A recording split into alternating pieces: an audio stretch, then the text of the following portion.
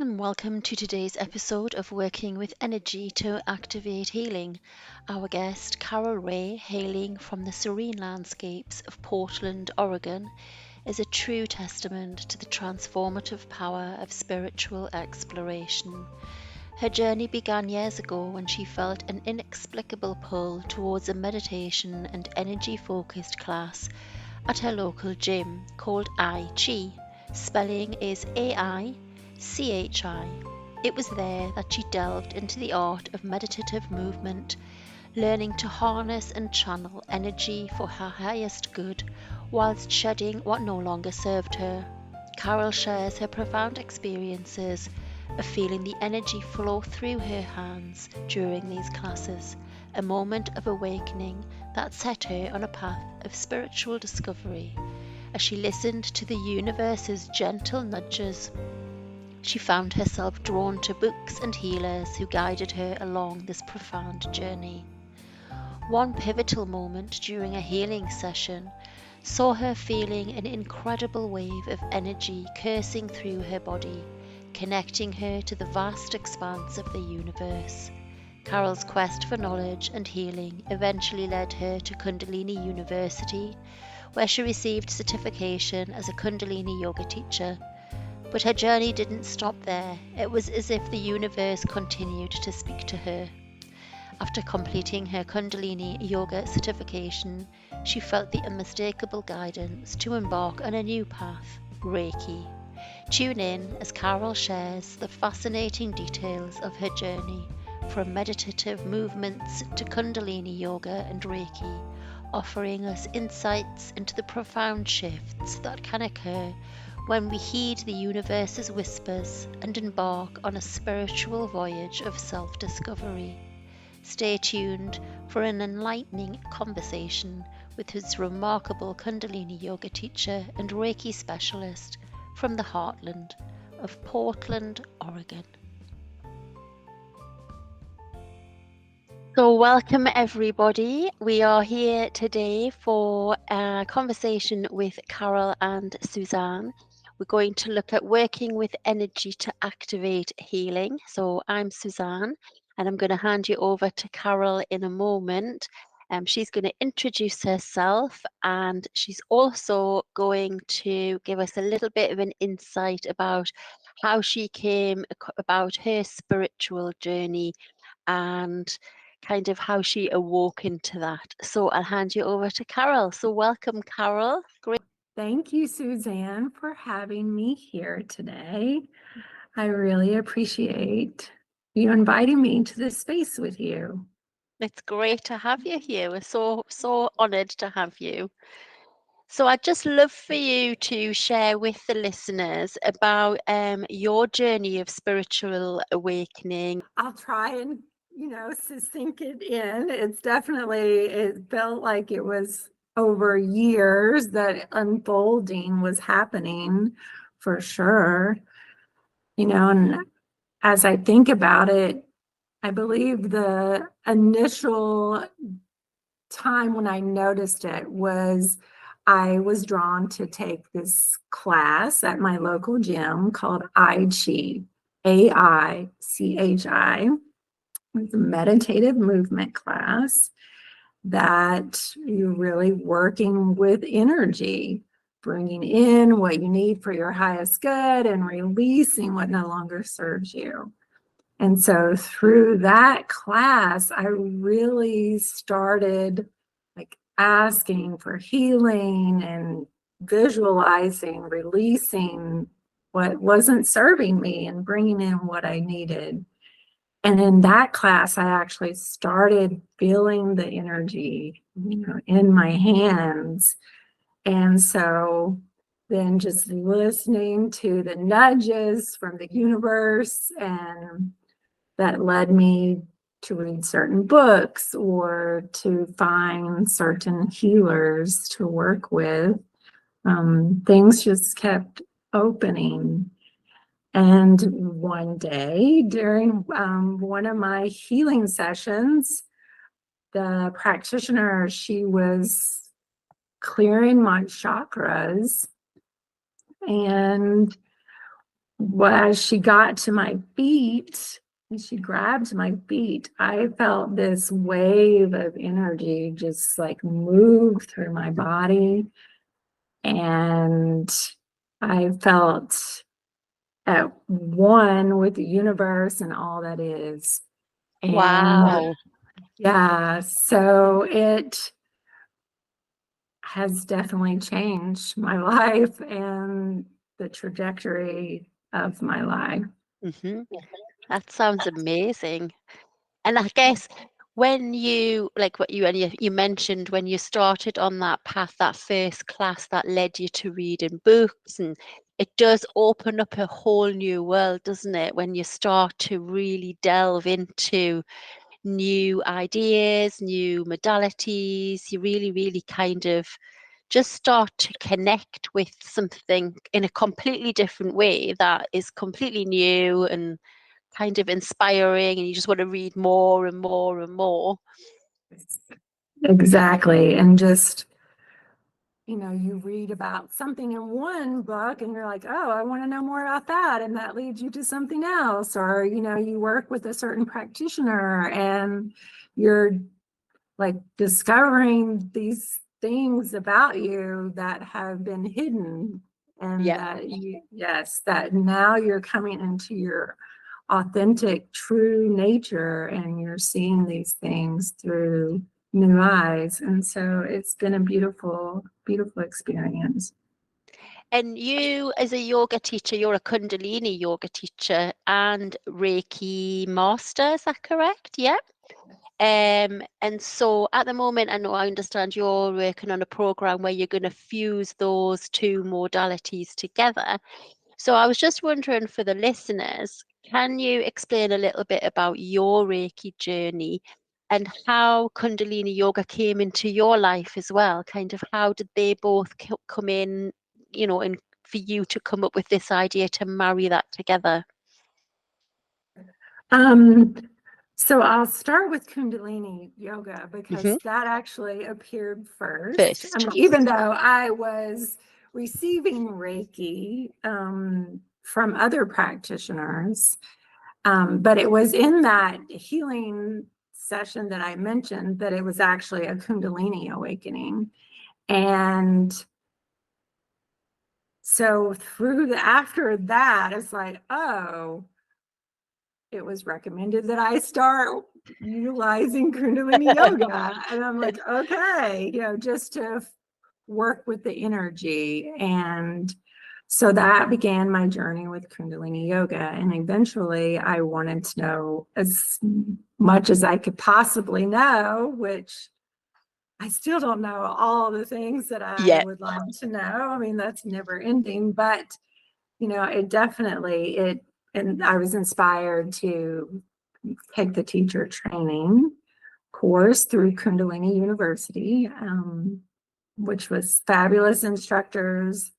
And so that led me to the Kundalini yoga teacher where I am now. And then the Reiki, after the Kundalini yoga certification, it was just like, you're feeling this energy in your body, and it's like, okay, it's the guidance came to take the Reiki class. And Yep. so taking the first two levels and then the master level, and yeah, just fusing those two because, both of them are working with life force energy. Energy. Yeah. Hmm. Yes, working with energy, clearing the energy body, balancing it.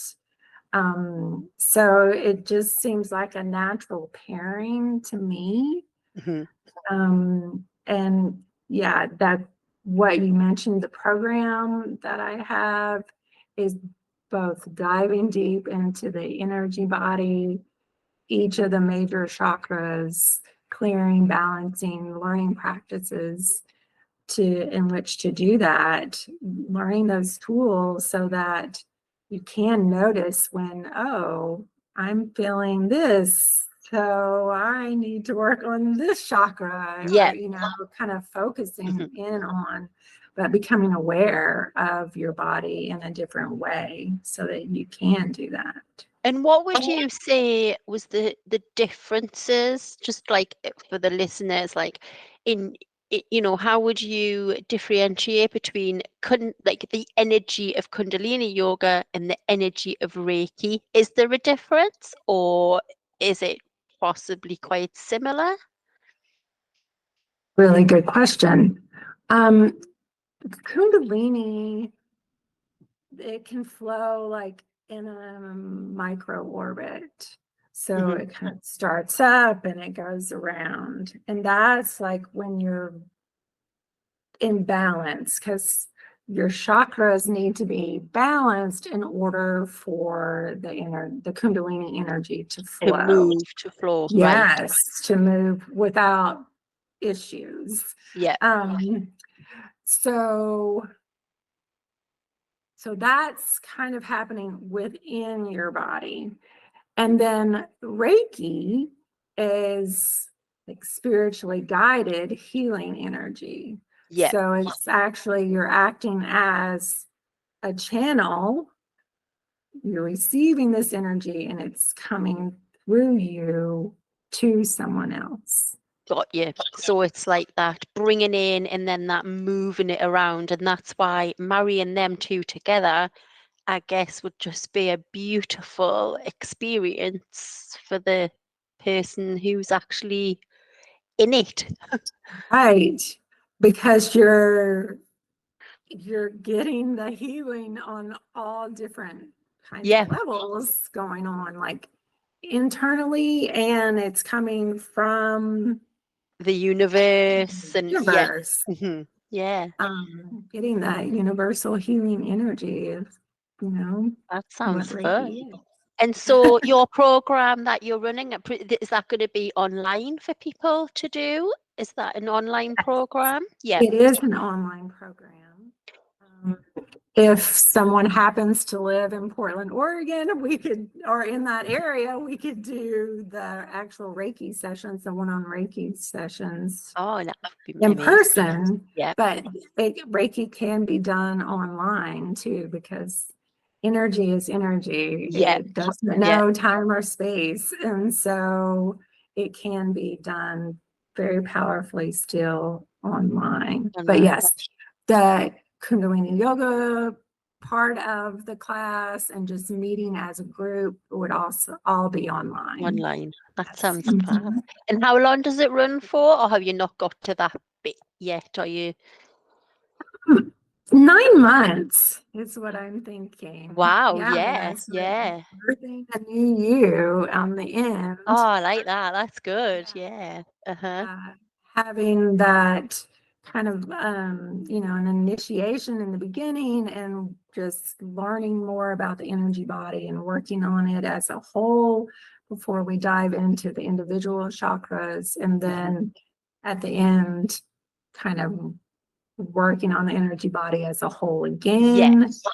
And then having like a closing ceremony, graduation type. Sounds lovely. I love that. And so if you had to describe to someone that had never heard of chakra healing before, how would you describe that to the listeners? Because I sometimes find it a little bit of you kind of trying to explain it and they're kind of like, well, I see. Yeah, it definitely is something we can't see. So sometimes it's hard to understand something that we can't see. So I think with the how it relates to our bodies and maybe the sensations or illnesses even that our bodies are experiencing could be a sign that maybe a chakra is off. Oh, yeah. Yeah, or it's stuck or imbalanced, or maybe there's excessive energy there. Because with our energy body and the individual chakras, they're all connected to each other. And so if they're not working in a proper flow, if something's stuck or imbalanced, then another chakra is going to To be affected. overactivate. Yeah. Yeah, Hmm. to try and compensate for that. And so you could end up with your entire energy body out of focus. And then that can lead to physical ailments Yeah. and also mental ailments, spiritual, it can affect our entire being, Because like really. everything just kind of closes down, doesn't it? Nice. And your body's no longer in that sense of kind of functioning properly, really. It's all kind of Right. just going the wrong way or completely closing Right. down. Yeah. Yeah. Hmm. And just things can happen through our lives, different traumas, big T, little t traumas that can cause these sensations or blockages or imbalances, um, or just sometimes just being fearful, being in a situation where you're panicking, that can cause a chakra to shut down. Yeah. It's a variety of things, but just for instance, our second chakra, our sacral chakra, that is an energy center that deals with our reproductive system. Hmm. It's our emotional center, and it's where our center of vitality and desire and gratification, sexuality. I mean, there's so much there. So much going on Um, there, isn't there? Yeah. A so lot. much going on there. Um, and, imbalances can happen like if our needs aren't met as a child, that can affect that chakra. So Hmm. that could be something that you're carrying with you your Like entire a past life. trauma or yeah. Yes, Hmm. past trauma. Hmm. If there's any sort of like neglect or abuse, if you're forced into an adult sexual role before you're ready for that at a young age, or even, sexual traumas, and like I mentioned, being neglected as a child. I mean, those are all things that can affect our body. So then that can show up as some form of cancer in that area. Hmm. It could form, with kidney problems, urinary problems, um, So that's like infertility. massively linked to the whole kind of structure of, if we're looking at female organs and female Exactly. reproductive systems, yeah, it can have such a massive effect, can't it, on Yes. how that, I'm just thinking personally of myself, I was like 10 when I first went to hospital with problems which I was told were growing pains, and I was only 10 years old. And then when I went back when I was 12, I was told, oh, when you are an adult and you have a baby, the pain will go away. And so from the age of 12, I carried that with me, that as soon as I have a baby, I'll not be in pain anymore. And because a doctor told me that when I was 12, then that's what I believed. So I believed this pain, I had to go through this pain to become a woman, which is a bit traumatic now when I'm thinking about it. Right. Right. So even that, and the fact that you had this issue for so long, and you carried that with you Yep. Hmm. all those years, Hmm.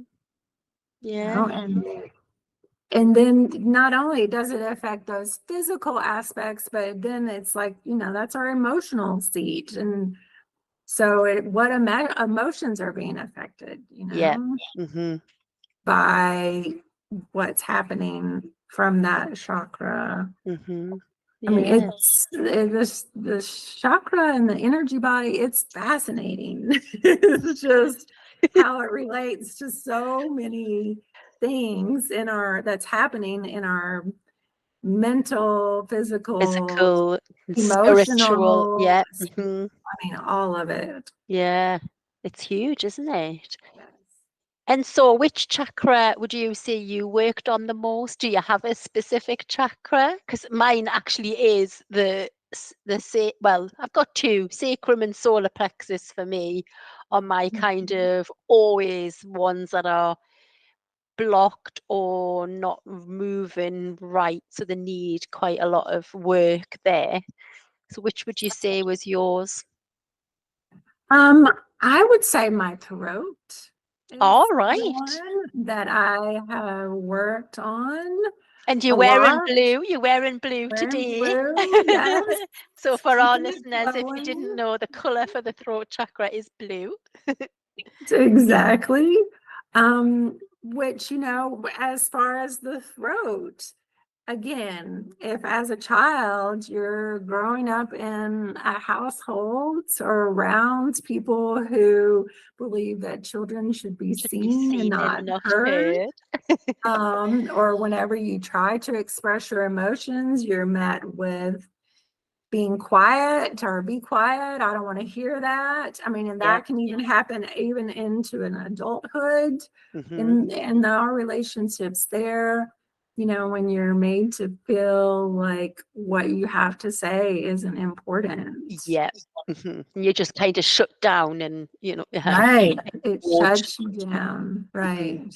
Yeah. So, yes, that is the chakra that I find that I've worked with the most over the years. And day by day, it depends on what's happening with life around me, Yeah. as in, It's what chakra is offline that needs a little help. And it's nice, isn't it, to get to that point like where me and you are at now, where we know how to tap into that chakra healing. So rather than, you know, if we've got a headache, rather than going and getting a drug to take with a little bit of water, we would kind of recognize, well, hang on, why have I got a headache? Could it be this? Could it be that? And then work on the chakras or whatever it might be that's going on. You can kind of tap into that chakra healing, and it can feel quite kind of empowering, I think is the word. I would agree with that very much so. Yeah. So is there anything else that you wanted to cover today, Carol, on anything else that you're doing, or are you in any other training at the moment, or is there anything else that's going on that you can share with the listeners? So I did mention before, we talked briefly about the upcoming program. Yep.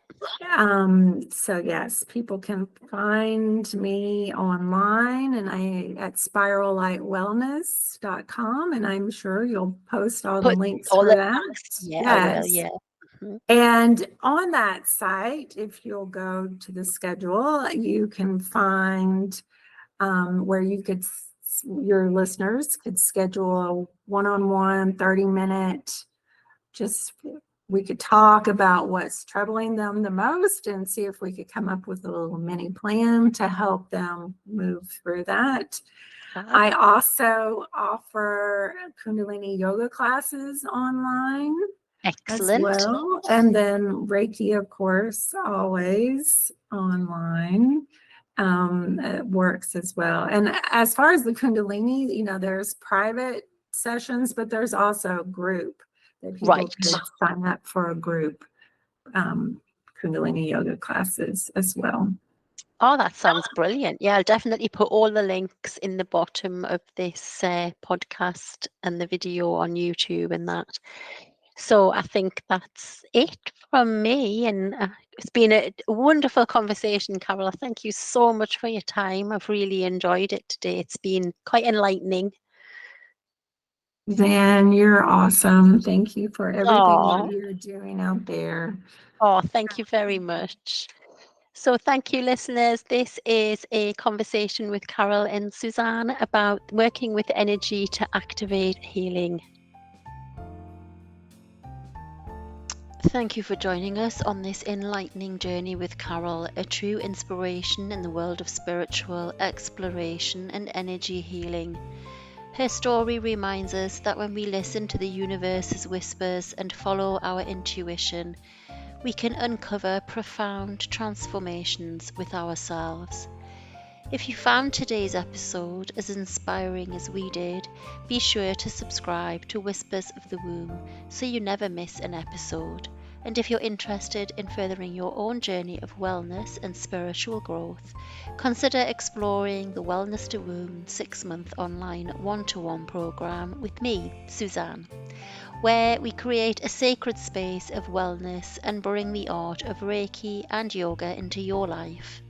To connect with Carol and learn more about her work, we'll have links to her resources in the episode description. Remember, the power to tap into your own inner healing potential is within your reach. Stay tuned for more fascinating stories and insights on our upcoming episodes. Until next time, keep exploring, keep healing, and keep working with the energy that surrounds us all. Thank you for being part of our podcast community. Namaste.